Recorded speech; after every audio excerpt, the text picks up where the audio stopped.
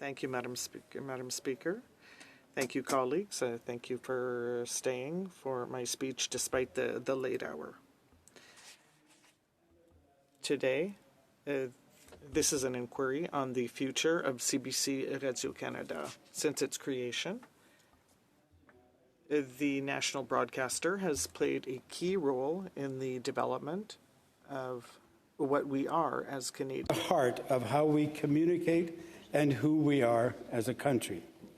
In 1936, when the Conservative Prime Minister R.B. Bennett created the Canadian Radio Broadcasting Commission, the Crown Corporation became that vital link that connected all Canadians. And here's the interesting point. Back then, the CBC was created because of the growing presence of a plethora of American radio and television services, such that a Canadian culture and character was being hampered. Hence, CRBC was created to provide a platform that would be quintessentially Canadian. Radio and television that was by Canadians, about Canadians, and for Canadians. I would argue that today in 2024, almost a century later, with the huge increase of traditional American and other broadcasters, plus the massive growth of American and online platforms and social media, the need for the CBC and Radio-Canada is in fact far greater than it was in 1936. The enormous fragmentation of sources of news media presents a challenge for the nation-state, seriously undermining the ability to maintain any semblance of a national Canadian narrative or a national community. As people retract into their various echo chambers in this new media world, the very essence of every country is under the most serious threat it has ever faced. This is where the idea of a Canadian public broadcaster becomes more important than ever.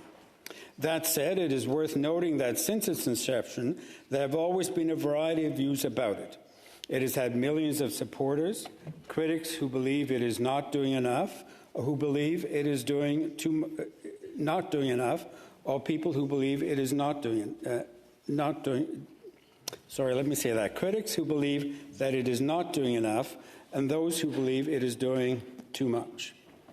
That is, that the CBC at Radio-Canada is too white or too diverse, or too Indigenous, too English or too French or too separatist, too left or too right, too conservative or too liberal, too woke or too mainstream and outdated. It has sometimes been called the Caucasian Broadcasting Corporation.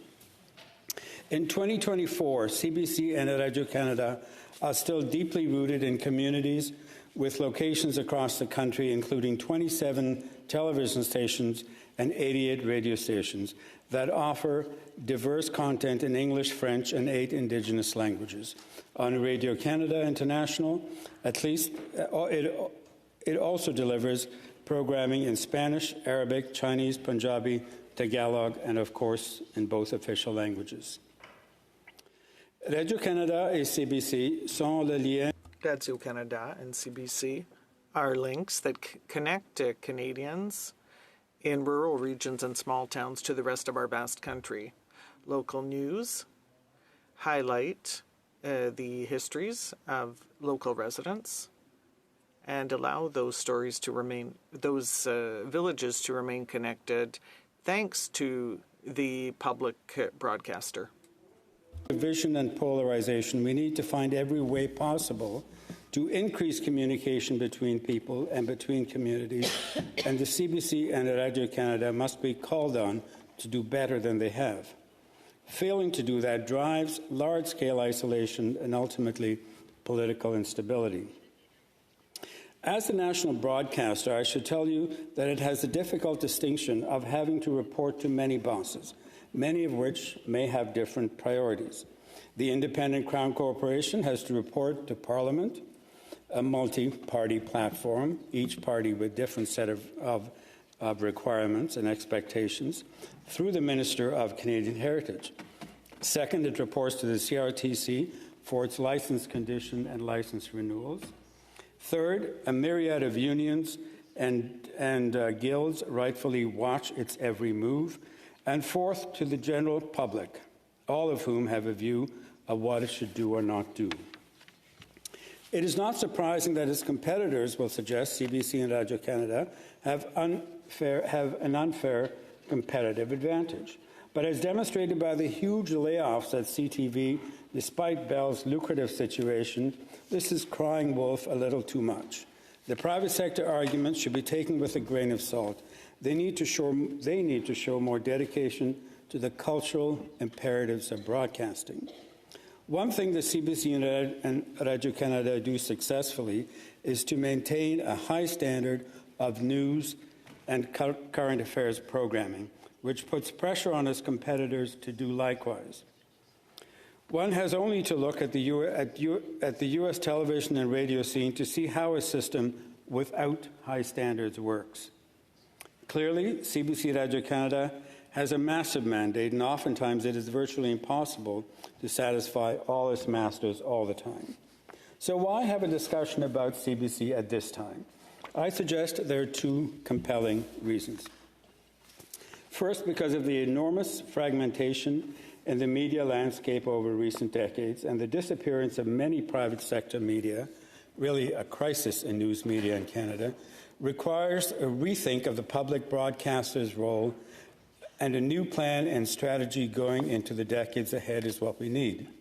And second, because now for the first time in the history of CBC Radio-Canada, a major political party is calling for the end of the service, albeit in a form yet to be announced, but it is the biggest political threat to this Canadian icon.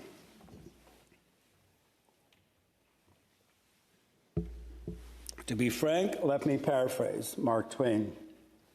Nothing so focuses the mind as the prospect of being hanged after the next election.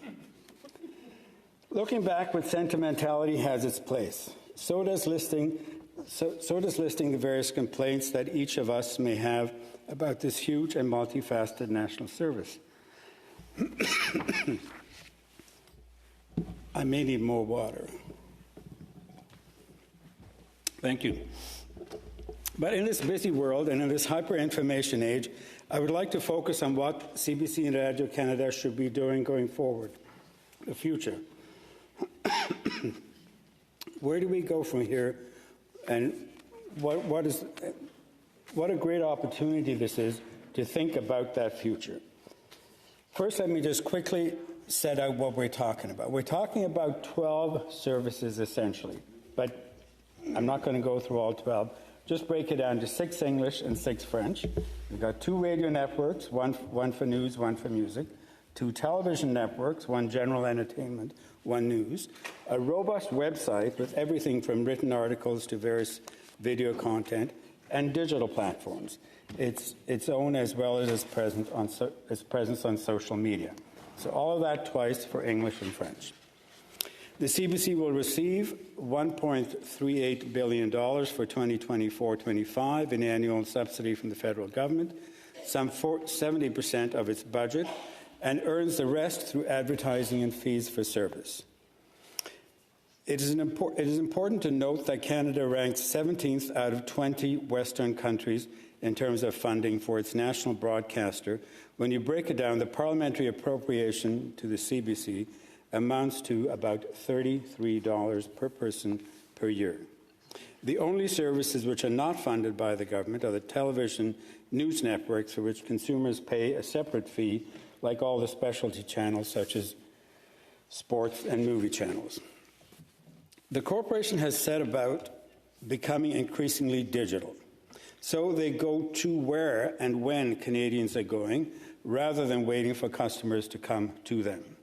Here are a couple of viewership figures that are relevant to this discussion. 21.3 million Canadians use CBC digital services each month. In addition, CBC local radio programs are the most listened to radio programs in 21 out of 30 markets across the country. And in the other 9, they're a close second. An important issue is that the French language Radio-Canada is more popular than its English counterpart and also plays a more important role culturally in Quebec and the Canadian Francophone world. The reasons for this are at least twofold.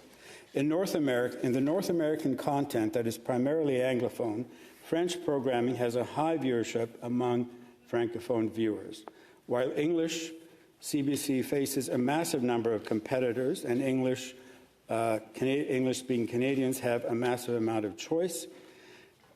From Canada and the United States, there are comparatively few French networks which have an appeal to a Quebec and Canadian audience, and indeed, Radio-Canada is known for the high standard of programming it provides. So the question that has to be asked if defunding is the objective.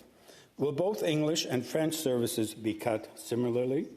And if the French ones are kept while the English ones are defunded, will English-speaking taxpayers still be subsidizing the French services but be denied access to similar English services? Will it be news or entertainment that will face the axe? Indeed, proponents of defunding need to be clear on this.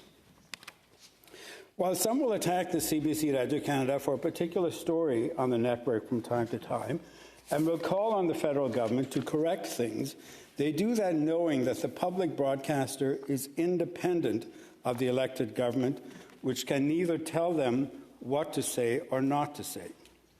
That would make it a state broadcaster as opposed to an independent public broadcaster, which it is. Complaints go to the Ombudsman at the CBC and to the leadership of the corporation. The elected government should never be called on to interfere with news coverage on the independent public broadcaster. Le gouvernement élu ne devrait jamais être. The government should never interfere in news coverage by a national independent broadcaster. Are you waiting for those words? Here are a few ideas. Divest CBC Radio 2 and return the licenses to the CRTC. Drastically increase programming that advances dialogue, such as Tout le monde en parle and cross-country checkup, so Canadians can hear each other and from each other. Include at least one news story in national and regional newscasts about local news in various areas in the country. Increase the ability for all political parties and supporters to have substantial and unfiltered airtime. Increase the number of small-town bureaus whether using small studios or using part-time stringers. Consider the world as the oyster with world-class programming that brings in the best and brightest from around the world to talk about topical issues, and do this a lot more. Programming that will be sought the world over. And last, develop a 5-year digitization plan to take all programming digital and, importantly, to create programming that will be primarily for the digital world. I want to close with one thought. In today's world, the hyper-information world, the social media world, an increasingly polarized world, both internally and in many countries and between countries, we need to seek ways that bring people together. Canceling the CBC is easy. Cancel culture is easy. Canceling our culture is easy. I challenge you, colleagues, to focus on putting forward new and bold ideas that will help build up our country in a new hyper-information age that we live in and face in the years ahead. Thank you.